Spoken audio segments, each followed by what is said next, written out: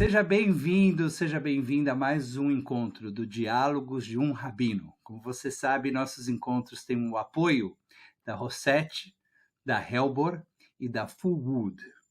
Trabalhos técnicos e comunicação ficam a cargo de Jairo Roisen. Nosso papo de hoje é com o comunicador, educador e apresentador de televisão Marcelo Taz. Marcelo Taz começou a sua carreira na TV Gazeta na década de 1980. Ficou famoso pelo personagem Ernesto Varela, um repórter que fazia perguntas desconcertantes a famosas personalidades. Passou ainda pelo comando do Video Show na Globo e do Vitrine na TV Cultura. Nos anos 1990, interpretou o professor Tibúrcio no programa infantil Rá-Tim-Bum.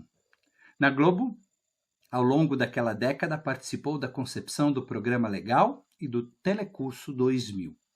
Entre 2008 e 2014, comandou o CQC na Band.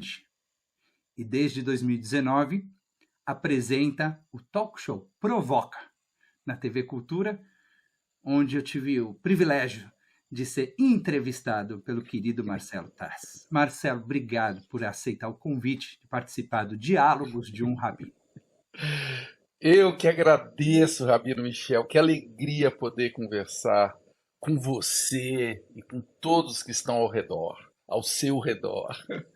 Você é um comunicador, um excelente comunicador, e a minha primeira pergunta, já para começar esse papo, é o quanto o meio impacta no conteúdo. Ou seja, você passou ao longo desse tempo muitas fases e encarnações da comunicação. Desde 1980, a maneira de se comunicar evoluiu e modificou de forma marcante.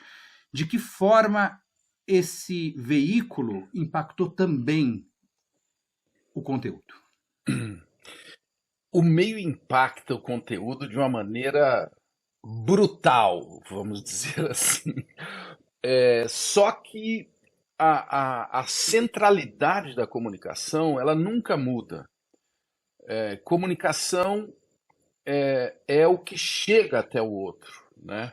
Comunicação, eu gosto muito de reforçar isso, não é o que eu estou falando para você, Rabino Michel, mas o que você está ouvindo, o que as pessoas estão ouvindo. E aqui, por exemplo, nós estamos num ambiente virtual, né, remoto. Isso tem um impacto, claro que tem. É diferente de que se estivéssemos juntos falando num teatro, por exemplo, ou se estivéssemos numa rádio, as pessoas não estivessem nos vendo, por exemplo, ou, sei lá, se estivéssemos em rede nacional, ao vivo, né, com plateia. Se tiver plateia, muda também o que a gente está falando. E isso não é necessariamente ruim, né?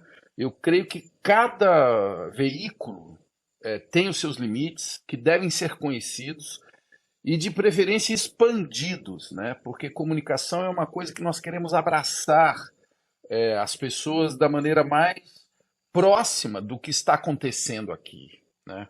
E eu creio que isso é possível. Eu me sinto muito próximo de você, mesmo sabendo que você está em Nova York, né, que a gente já se encontrou ao vivo algumas vezes, que nós conhecemos um outro um pouco do que pensam, do que nós não pensamos. Quer dizer, uma conversa sempre ela transita por lugares desconhecidos, o que é muito bom, né? É muito bom conhecer coisas que a gente não conhece. Sabe que você estava falando da história de como a mensagem chega, né? E eu me lembrei de uma passagem bonita judaica que conta que quando Moisés estava lá no Monte Sinai lendo os 10 mandamentos, o povo que estava lá ouvindo, cada pessoa escutou alguma coisa diferente, né? A mensagem chegou a cada um de uma forma diferente. E eu acho isso tão lindo, porque quando vem alguém tentar dizer, não, mas eu tenho a interpretação certa, eu tenho a interpretação Isso, oficial, eu tenho o isso, gabarito. Então a gente isso, vem e fala, pera um pouquinho mais de humildade. Né? Aquilo isso. que um compreende é diferente do que o outro compreende, e como a gente se É, enriquece quando a gente tem a possibilidade de aprender uns com os outros o tempo é. todo. E o verbo de aprendizado é ouvir, né? O que talvez seja a tarefa mais difícil dos dias que nós vivemos é ouvir, por conta da velocidade com que chegam as informações, né? Então, muitas vezes nós consumimos o que chegou e sem grandes dúvidas sobre o que chegou, né? É, você aponta uma história bíblica para exemplificar isso, quer dizer, isso é uma coisa que sempre acontece, e sem ouvir, nós não temos como nos aproximar do que importa, né? Que é das pessoas, do que podemos chamar de verdade ou realidade, né? E os tempos são muito desafiadores mesmo, né? Porque as coisas acontecem em grande velocidade. Por isso que é importante isso daqui que nós estamos fazendo, né? Dialogar. E dialogar significa principalmente ouvir, né?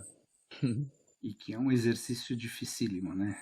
Como a gente tem uma tendência a estar sempre preparando a nossa próxima intervenção, É, enquanto a pessoa está falando, a gente já sabe exatamente o que a gente vai dizer, independentemente do que a pessoa está dizendo ou não, né? A gente tem essa necessidade de adiantar, e isso muitas vezes faz com que a conversa não seja uma conversa, né? Seja um monólogo. exatamente, é dificílimo mesmo. Eu me lembrei de uma outra história, né, quando você trouxe essa, do Platão e do Sócrates, né? O Sócrates, veja você, nós estamos aqui hoje envoltos em inteligência artificial, né, nesse debate sobre a ética no uso do chat GPT e de outras plataformas de inteligência artificial. O Sócrates, ele já não gostou da escrita.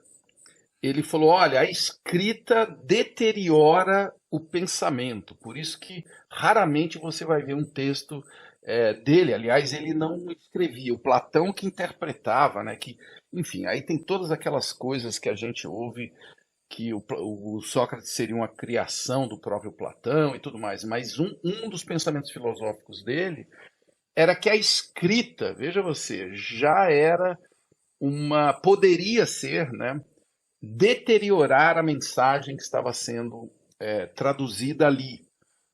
E por isso que ele gostava de falar, né, de dialogar e de, enfim, ouvir os poemas, sabê-los de cor, né, não depender de uma tradução no papel, de uma coisa que você tinha ali aprisionado no papel e poder interpretar de qualquer jeito. Hum. Imagino que ele não diria do que nós estamos vivendo hoje, né? É fascinante mesmo. Eu creio que nós temos que manter uma crítica em relação ao meio, né, que é a sua pergunta. Nós sempre temos que ter uma postura crítica, né, em relação à televisão, à internet, enfim, a qualquer tipo de comunicação. Nós temos que nos manter críticos, mas, sobretudo, nos manter acolhedores do que chega do outro lado, né, para poder dialogar. Porque a escrita é uma redução, né? Você acaba, de alguma maneira, reduzindo aquilo que a palavra, de certa maneira, mantém aberto, mantém Isso. amplo. E você citou o chat GPT. Eu acabei de ler 2 artigos no New York Times. Um escrito pelo israelense Yuval Harari, né, o autor do Homo Sapiens, e o outro pelo jornalista Thomas Friedman. E nos 2 casos, eles estão assustadíssimos e Isso. dizendo a gente não está preparado como humanidade para essa revolução. Você já teve a oportunidade de brincar, de experimentar a ferramenta? Qual foi a tua experiência? O que você acredita que vai mudar com o chat GPT? Essa é uma discussão bastante relevante, porém eu creio que às vezes nós nos comportamos nesse debate como se fosse possível evitar esse avanço tecnológico. E aí, a minha formação, né, de engenheiro, eu tenho formação acadêmica na engenharia, e isso me ajudou muito a compreender melhor, digamos assim, essa aceleração na comunicação que nós vivemos, né? Então, assim, a inteligência artificial é um conceito que está sendo desenvolvido por baixo há um século, né? E que ganhou um grande impulso na década de 50, quando em Dartmouth, né, nos Estados Unidos, a universidade juntou cientistas de computação com psicólogos e começaram a cogitar uma máquina que pudesse atuar semelhante à inteligência humana. Então, assim, vamos falar que esse conceito aí tem várias décadas de desenvolvimento. Ele chegou a ser muito criticado e alertado, até eu diria, né, nas décadas de 60 e 70. Né? 2001, Odisseia no Espaço é um filme do Kubrick que mostra o perigo de uma inteligência artificial assumir o controle de uma nave. Né? Literalmente, o computador Hall, né, no 2001, Odisseia no Espaço, ele assume o controle da nave. Então, essa não é uma discussão nova, é isso que eu quero dizer. E essa pretensão que nós temos de decidir interromper ou não o avanço do pensamento, dessa pesquisa, eu acho que é um pouco não humana, você entendeu? E isso é uma pesquisa que já existe há muito tempo e que agora se acelerou justamente porque esse conceito foi popularizado, a ferramenta ficou fácil de usar, né, no chat GPT. Essa é a novidade, né? Apesar que o conceito é um conceito que já vem sendo desenvolvido há muito tempo. Então é claro que eu já fui lá, já usei, já testei, como muitas outras pessoas, né? E creio ser um debate muito importante, porque a sociedade tem que participar desse debate, né? Você citou aí 2 artigos do New York Times recentes, tem muita gente hoje, muitos cientistas hoje se colocando, tem muitos artistas, psicólogos, enfim, todo tipo de gente tem que se colocar mesmo.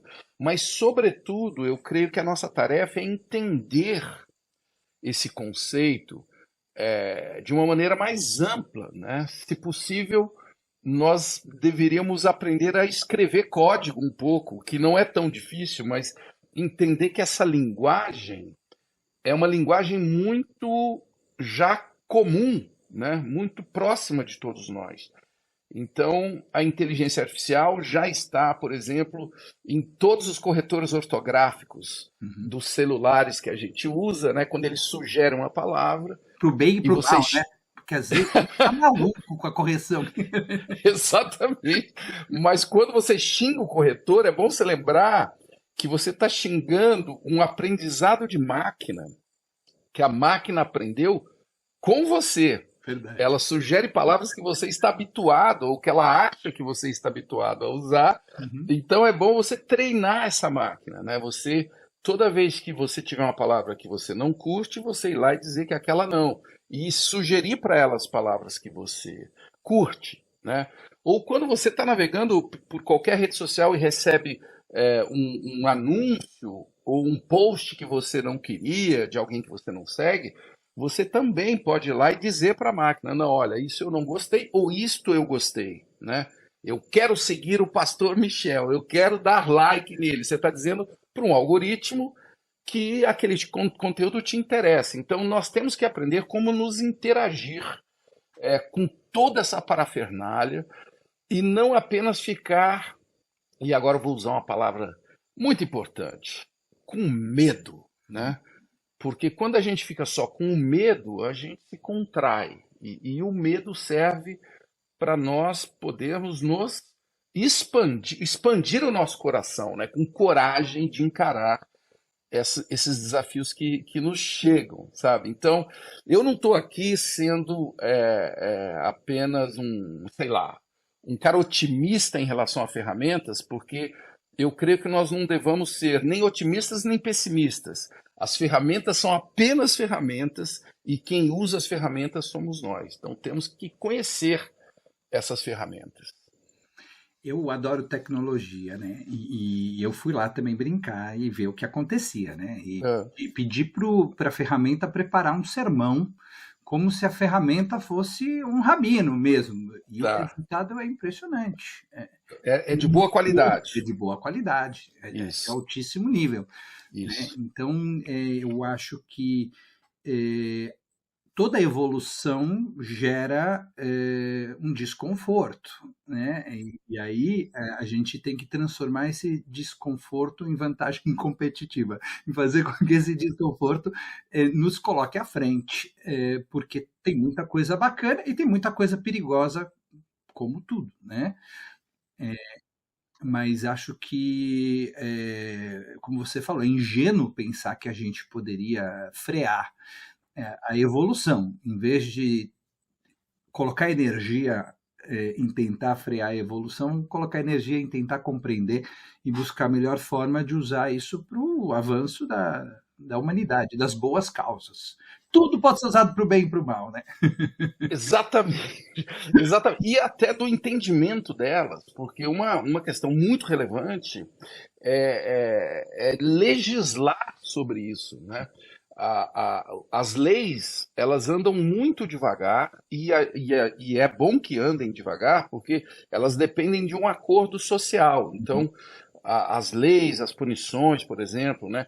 Até hoje a gente não tinha resolvido as redes sociais, né? Se fala tanto, né? Das redes sociais, das fake news e tal, e por conta de uma demora, na minha visão, da sociedade acolher essa transformação e debatê-la, até hoje você vê que estamos, em todo o planeta, inclusive, né? Estamos patinando, debatendo, o Facebook vai ser punido, nós estamos falando de coisas que aconteceram há 10, 15 anos atrás.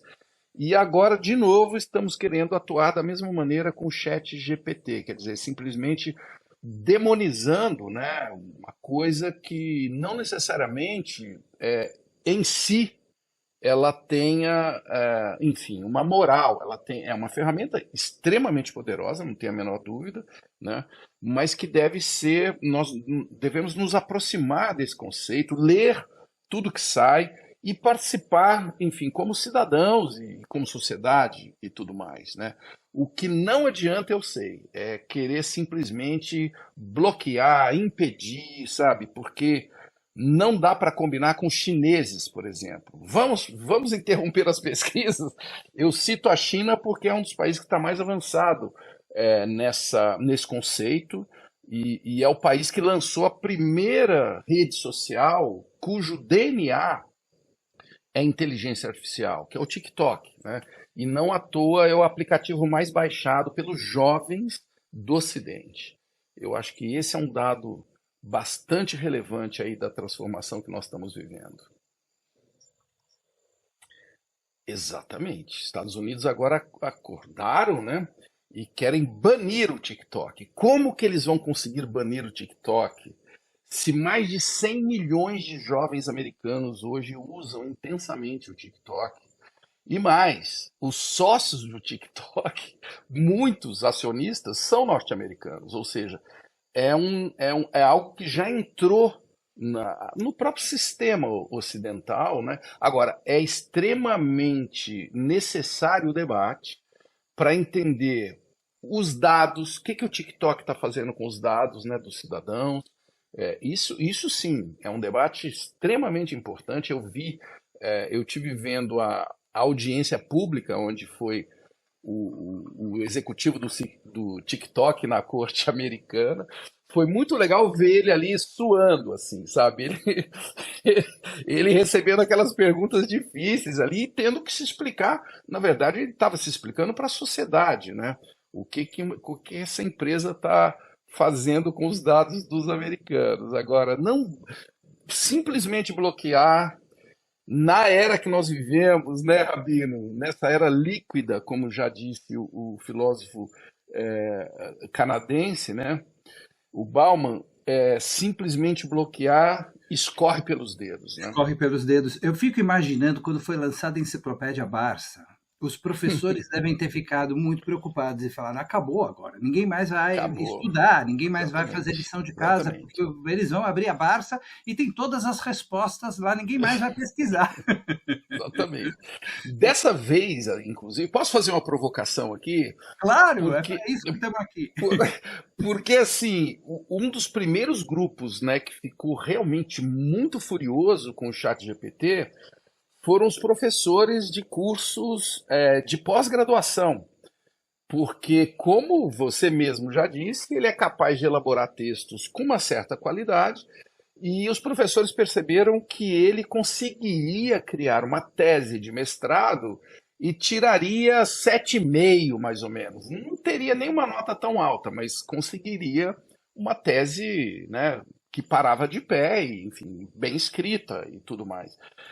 Eu fiquei pensando o seguinte: será que esses professores, em vez de se revoltar contra a máquina, eles não deveriam questionar o método de avaliação que eles estão aplicando em suas teses de mestrado? Porque, para mim, quando surge uma nova tecnologia, é hora também de nós fazermos uma autocrítica, Uhum, né? uhum. E isso vale para tudo, vale assim a invenção do automóvel, né? A partir do momento que nós começamos a poder nos deslocar com mais velocidade, opa, peraí, será que eu me deslocando em alta velocidade eu não vou poder atropelar uma pessoa na rua, não vou poder sujar o planeta mais, enfim, que é o que nós inclusive estamos fazendo atualmente em relação aos carros a combustão, né? Veja quanto tempo demorou para nós termos uma autocrítica em relação à invenção do automóvel, né? Que é uma coisa secular. Então, a mesma coisa em relação ao chat GPT. Assim, não dá para proibir os automóveis de saírem às ruas, porque é uma tecnologia que foi criada, está sendo aperfeiçoada por nós todos, né, como sociedade. Agora, a autocrítica é necessária. O que não vale é querer bloquear o jogo ou pedir para parar, né? Para o jogo. A gente sabe que a vida não para, né, Rabino? Não para, não para. E aí o problema pode estar na excelência do computador ou na mediocridade do avaliador, né?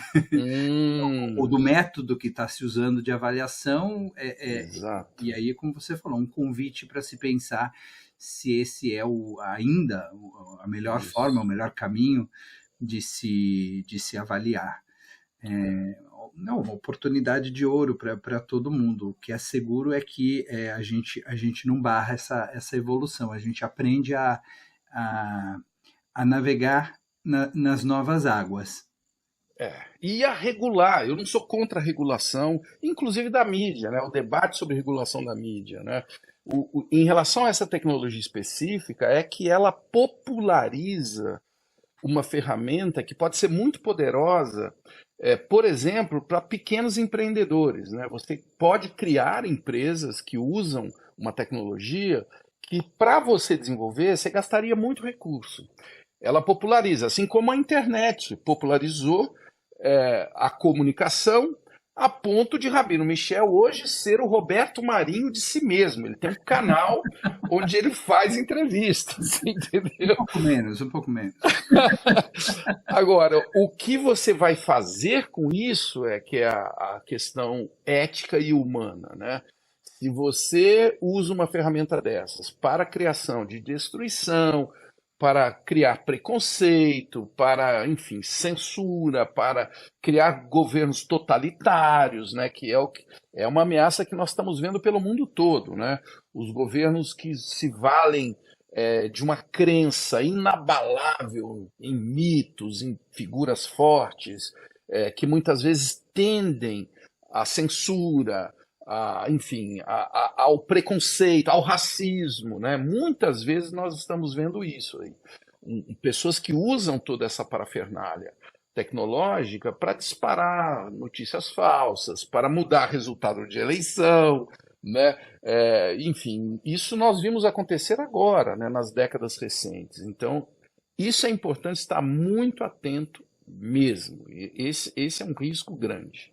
E o preconceito não nasceu com essas ferramentas, mas elas têm um poder de potencializar Sim. coisas boas e coisas ruins como a história das fake news, como a história da manipulação de resultados de eleições e assim por diante, né?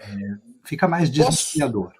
posso te fazer uma pergunta, Rabino Michel? Claro que pode, tá? Como que nasceu o preconceito? Eu acho que o preconceito, da maneira como eu compreendo, Taz, nasce de uma insegurança que faz parte do ser humano e que precisa ser trabalhada, né? Uhum, A gente tem insegurança, somos humanos, e como humanos sim. somos vulneráveis, né? Uhum, Agora, a pergunta é o que nós fazemos com essa vulnerabilidade. Se a gente tem a possibilidade de trabalhar e de crescer e de aprimorar, então a gente entende que a diferença não é uma ameaça, que a diferença é uma uhum, oportunidade de crescimento, é uma oportunidade linda de enriquecimento.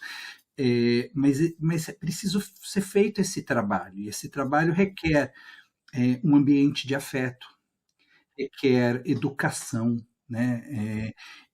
Precisa ter sorte também na casa que você vai nascer, na família que você vai nascer, nos meios que você vai ter, na cidade, no país que você vai estar, para que você possa crescer do ponto de vista afetivo, emocional, intelectual e poder enfrentar essa urgência primitiva de medo do estranho, de medo do novo, de medo do diferente, que faz parte, nós temos esse medo. Eu acho que exige uma elaboração emocional e intelectual, você poder compreender que o diferente não precisa ser ameaçador, que o diferente pode e deve ser uma oportunidade de crescimento e de enriquecimento. Não acho que é um processo natural, não acho que é um processo que acontece por si só. Acho que ele exige uma dedicação e um esforço. Tá vendo? O medo aí entrou de novo aí na nossa conversa. Entrou medo de novo na nossa conversa. Mas é isso que, de alguma maneira, nos une, né, como É, humanos. isso. Nós temos essa vulnerabilidade. Havia um É. rabino que era filósofo também, Heschel, o sobrenome dele, e falava: basta você arranhar a pele do ser humano e aí você vai ver exposta a sua Hum, vulnerabilidade. Todos nós somos vulneráveis, é hum. isso que a gente tem em comum. A pergunta é o que a gente faz com essa O vulnerabilidade. que a gente faz com ele, né? O que a gente faz com o medo, com a vulnerabilidade, com o pavor, né? Às vezes o pavor do desconhecimento, né? Uma pessoa representa para você uma ameaça, mas é por pura ignorância que você tem em relação a essa pessoa, a cultura dela, né, que pode te parecer agressiva, ou a cor da pele, ou ao gênero, ou à idade, né? Nós alimentamos muitos fantasmas, né, Rabino? Muito, muito. Eu costumo falar que para a gente dialogar, eu não sei se você concorda comigo, Tassi, a gente tem que ter duas coisas, e elas são um pouco contraditórias, por isso que é complexo.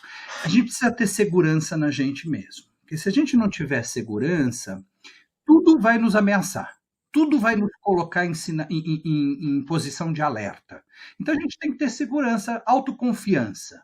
Mas essa segurança, ela não pode ser absoluta, ela não pode ser completa. Porque se eu tenho segurança completa, absoluta, eu acho que o outro não tem nada a me ensinar, que o outro não tem nada a acrescentar para mim. Então eu tenho que ter segurança e, ao mesmo tempo, eu tenho que ter uma margem de dúvida. Eu tenho que permitir que a pergunta esteja sempre no ar. Esse mesmo filósofo Heschel falava que quando a gente pergunta, a gente fica mais próximo do divino e do sagrado. Quando a gente tenta responder as perguntas de forma definitiva, a gente se afasta do divino e do sagrado, né? Que a santidade está justamente na possibilidade de conviver com a dúvida, de conviver com as perguntas abertas. Mas, ao mesmo tempo, se eu tenho dúvida em relação a tudo e todos, então eu me sinto ameaçado. Então, eu tenho que ter um certo grau de confiança nos meus recursos e, ao mesmo tempo, um espaço para a dúvida. É Que coisa complexo. linda, né? Não, mas é muito lindo, porque eu creio que nós estamos falando de um assunto que eu amo, que é dosagem, Dosagem. né? Dosagem, né? Eu sou seguidor do Paracelso, né? O Paracelso, que é o primeiro, enfim, o médico, né? Que disse que a diferença entre o remédio e o veneno é a dosagem, né? Então, saber dosar e trafegar entre essa segurança e a insegurança, né, da dúvida, saber conviver com a insegurança da dúvida, é tudo que faz o comunicador, o ator, o profissional, inclusive, de ciências exatas, né? O cientista é uma pessoa que convive o tempo inteiro com a dúvida, né? E tem muita gente que interpreta erroneamente que a ciência é tudo certo, já tudo decidido, que a ciência não tem viés, por exemplo, né? É importante entendermos que a ciência é a melhor busca da consciência do viés. Tanto que os cientistas têm que passar por uma batelada de testes, né, para comprovar as suas teses e aquilo finalmente ser publicado, né? E nós aprendemos a lei de Newton. Aí, nossa, então agora a lei de Newton é que diz respeito ao movimento dos aviões, dos satélites e tudo mais. Até chegar a Einstein e falar: opa, a lei de Newton eu vou um pouquinho além e falo da relatividade. Opa, então vamos para uma outra camada do joguinho, né? Sem. Não estamos anulando Newton, mas estamos enxergando mais longe com a teoria que foi vislumbrada por Einstein, por exemplo. E agora nós estamos, enfim, isso vai se acelerando e dá para entender por quê, né? Nós nunca trocamos tanta informação, né, em alta velocidade, não é à toa que conseguimos criar mais de uma centena de vacinas num período recorde agora nessa crise da pandemia do Covid, mas também geramos uma epidemia de desinformação causada por ruídos, né? Por pessoas, às vezes, até maldosamente querendo destruir alguns conhecimentos científicos em nome, enfim, com fins eleitorais, com fins de poder e tudo mais, né? Então é um jogo, é o antigo jogo da humanidade, né, Rabino, onde estamos inseridos, assim. Ele não muda, o que muda são os desafios, as ferramentas, mas sobretudo a capacidade de estarmos juntos, assim, conversando. Eu acho que o diálogo. Eu conversei com a Natália Pasternak, a cientista, recentemente. Eu perguntei para ela, do que a ciência tem certeza. Ela falou: não, de nada. A certeza De não nada. faz parte da ciência. Quando você ouvir certezas, é charlatanismo, não é ciência. Porque a ciência está o tempo todo com a humildade epistemológica, a possibilidade de revisitar os seus conhecimentos, seus saberes, né? É tudo provisório, né? E a religião, por algum tempo, foi compreendida como aquele lugar da certeza também, né? Aquilo que o Sei. sacerdote falou né? E se não está nos escritos sagrados, não existe no mundo. No entanto, a religião hoje, ou pelo menos a religião, vamos dizer, não fanática, ela está Tá. em diálogo com a ciência constantemente. A religião não está aí para substituir a ciência, nem a ciência está aí para substituir a religião. Elas estão aí para dialogar, para conversar e para se enriquecer mutuamente, né? A ciência explica como e a religião vai falar do porquê, né? A religião vai dizer qual é o sentido por trás da nossa vida, por trás da nossa existência, né? Mas se eu quiser um bom livro de história, de arqueologia ou de engenharia, eu não vou abrir as Sagradas Escrituras, porque tem gente que escreveu sobre isso com muito mais propriedade. As Sagradas Escrituras vão falar de outra coisa, vão falar de sentido, vão falar de significado. E nesse sentido eu não vejo contradição. Eu acho que a gente está se enriquecendo mutuamente, né? Que bom ouvir uma pessoa da tradição religiosa, né, falando tão lindamente sobre o papel da religião, né?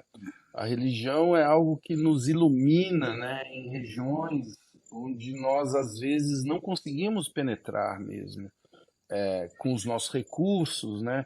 E muitas vezes somos guiados em lugares que expandem a nossa consciência, inclusive da parte material, não é assim?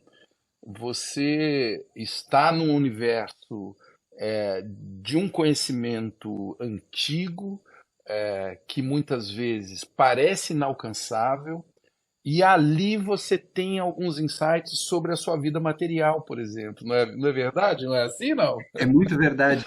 Uma vez eu ouvi uma coisa linda. A ciência separa as coisas para explicar como elas funcionam. E a religião coloca elas em conjunto para dizer qual é o sentido, qual é o significado. Então, enquanto a ciência esmiuça e separa para explicar o funcionamento de cada coisa, a religião tenta dar um sentido para esse conjunto, para esse todo. Falar, vamos trazer tudo de volta e dizer para que estamos aqui, para onde vamos, né? Nesse sentido, a gente está aprendendo uns com os outros constantemente. Eu queria escutar de você desse teu novo projeto que você está super envolvido, que você escreve e que você dirige e que você também apresenta, que tem tudo a ver com a nossa conversa. Ele está estreando agora, se chama Pequeno Dicionário de Grandes Novidades. Tem muito a ver com a nossa conversa mesmo. É um dicionáriozinho que vai rodar, que roda já nas plataformas da TV Cultura, na TV, na rádio, nas redes sociais, onde eu escolhi verbetes dessa revolução digital para tentar traduzir em 2 minutos, né? Enfim, é um desafio gigante, inclusive inteligência artificial, blockchain, fake news, 5G, uma série de palavrinhas que a gente vai usando e que muitas vezes, enfim, não temos o entendimento básico delas, né? E a ideia é justamente dar ao público, né, o discernimento para poder participar do debate, que eu acho que esse é o mais importante, né? O que significa 5G na sua vida? Isso pode mudar a sua vida? De que jeito e tal? O que significa blockchain? Qual é o impacto que ele tem, por exemplo, no mercado financeiro, que já é imenso, ou na logística, né? Todas as empresas importantes hoje de logística usam esse conceito poderosíssimo, matemático, chamado blockchain. E tem alguns verbetes muito lúdicos também. Por exemplo, o que é biscoiteiro, que é uma gíria. É biscoiteiro. Biscoiteiro, Rabino Michel. Temos que falar disso. O biscoiteiro é uma pessoa que vai atrás de like, né? É uma gíria inventada na internet, no Brasil, para aquele ato de você fazer tudo por um like, né? E às vezes você perder a mão do que você está criando no seu conteúdo, ou às vezes perder simplesmente a noção mesmo e fazer qualquer coisa por um like e passar um carão e tal. Eu ando aprendendo muito, né? Porque eu aprendo principalmente com os meus filhos. Então, cringe, que é outra palavra. Aí já te chamaram de cringe. Essa aqui é comum. Parece que, inclusive, já saiu de moda cringe, mas é importante entendermos o que é cringe, né? Uma pessoa mais velha que, enfim, não entendeu muito bem disso tudo que está acontecendo e passa alguns vexames. Enfim, o Pequeno Dicionário é uma série de verbetes que está estreando agora na Cultura e que, no fundo, quer, assim, tratar com rigor esses conceitos, mas com humor também, para aproximar o entendimento deles da população e de qualquer faixa etária. Assim, é um produto para toda a família, das crianças e e os mais velhinhos, como é o meu caso, todos poderem Tudo em participar. linguagem telegráfica. 2 minutos é um desafio gigante para poder traduzir alguns conceitos, aliás, qualquer conceito, mas é um desafio muito, eu diria, auspicioso, né? Como foi o telecurso que você citou no começo, né? Onde nós tivemos que traduzir primeiro e segundo graus para uma população sem acesso à educação. Eu fico muito feliz, esse é um projeto que continua até hoje na Fundação Roberto Marinho, agora em todas as plataformas, e que muita gente usou para conseguir, enfim, tirar o seu diploma de primeiro grau, segundo grau, gente que se formou, inclusive.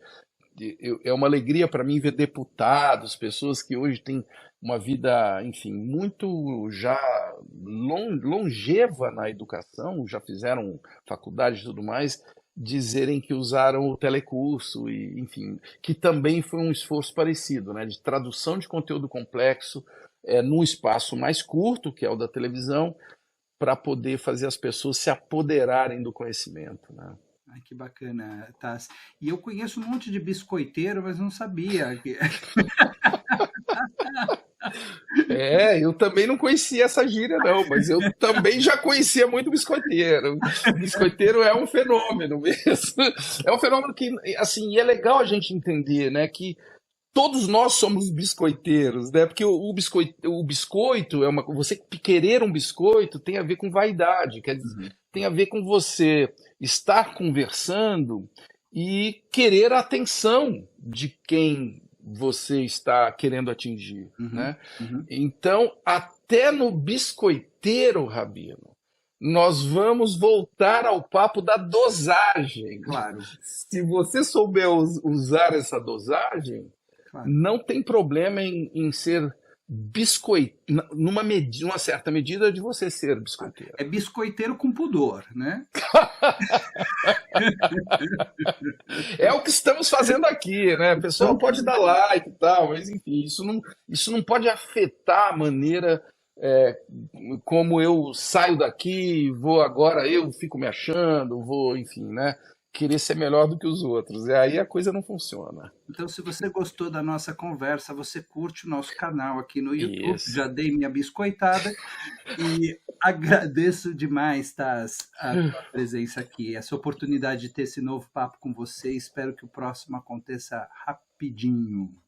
Eu que agradeço, é uma alegria imensa poder desfrutar desse seu conhecimento, dessa sua postura sagrada, né, diante do conhecimento, né, uma postura de alguém que compartilha o conhecimento, mas sempre trazendo o aspecto humano, né, sempre trazendo dúvidas. Eu adoro me conectar a pessoas que idolatram a dúvida, como diria Antônio Abujanra, o cara que criou o Provoca. Eu sempre aprendi muito com você e te acompanho de perto faz muitos anos e vou continuar fazendo isso porque eu aprendo sempre. Shalom. Shalom, abraço enorme. Obrigado a todos que estiveram conosco.